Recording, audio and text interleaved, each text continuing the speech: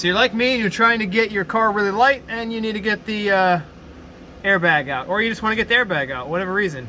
To do that, the easiest way is to pull this is called the dash pad off. To do that, you're gonna have to have a 7mm nut socket and a T15 Torx. So there's one 7mm there, one here, and then that's behind this, that covers this. There are two T15s, one here, and you can't really see the hole, but one there.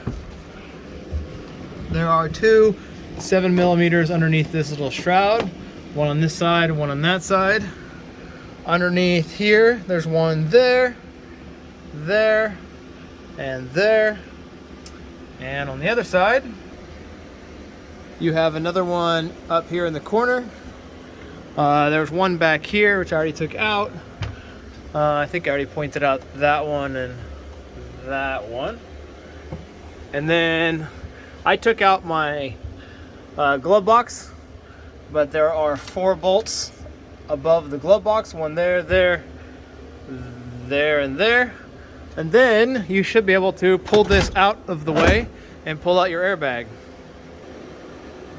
And then once you have the dash out to about there, on this side you'll see this little electrical wire that comes off to the side of it, which connects into this one that's kind of hidden behind here. You got to remove the orange bit before you can disconnect it.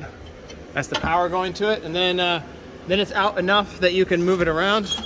You should be able to pull it right out of the dash. Anyway, that's a really quick thing. Maybe it'll help somebody. And yeah, still in the process of gutting my C5, getting it ready for this next year's autocross. Making her nice and light. Not gonna have a seat in here, so there's no reason for a airbag. Anyway, thanks.